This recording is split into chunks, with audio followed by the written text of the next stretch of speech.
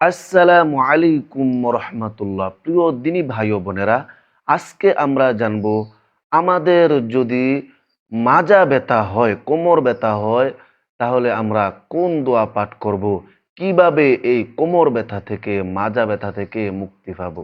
প্রিয় দিনী ভাই ও বোনেরা, আপনাদের যাদের দীর্ঘদিন ধরে মাজা ব্যথা, আপনাদের পরিবারের আপনাদের বাবা মা বৃদ্ধ হয়ে গেছে, তারা মাজা ব্যথার কারণে হাঁটতে পারে না, চলতে পারে না।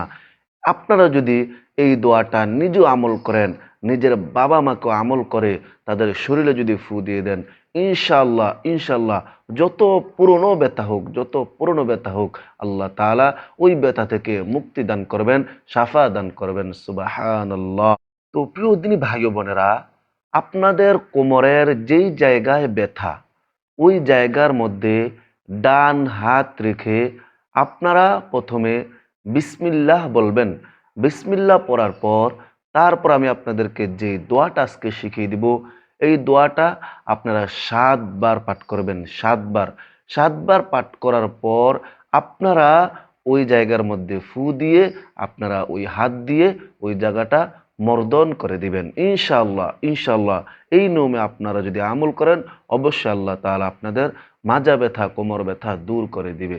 তো সেই দোয়াটা হলো, বিসমিল্লাহি আউযু বিইজ্জাতিল্লাহি ওয়া কুদরতিহি মিন শাররি মা আজিদু ওয়া উহাজির। আমি আবারও বলতেছি, আপনারা খুব মনোযোগ সহকারে শুনুন এবং শিখে নিন। যদি আপনারা মুখস্থ করতে না পারেন, তাহলে আপনারা আমার ভিডিও দেখে দেখে বাংলাতে একটা খাতার মধ্যে লিখে নেবেন।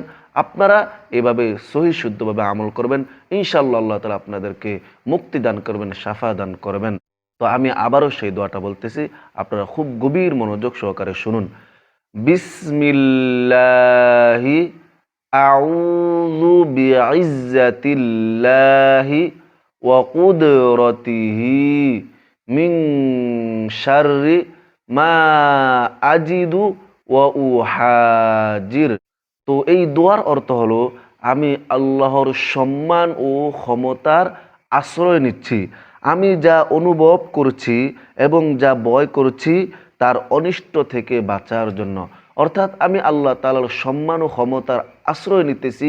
আমি যেই রোগে আক্রান্ত হয়ে আছি, যেই ব্যথায় আক্রান্ত হয়ে আছি, আল্লাহ তাআলা যেন ওই ব্যথা থেকে আমাকে মুক্তি দেন। সুবহানাল্লাহ।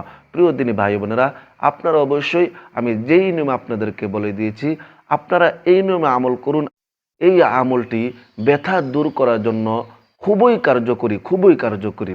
প্রিয় দিনী ভাই বোনেরা, আপনাদের পরিবারের যে কারো মাজা ব্যথা হোক, যে কারো, আপনারা সবাইকে এই দোয়া পাঠ করে তাদের মাজার মধ্যে ফু দিয়ে মর্দন করে দিবেন।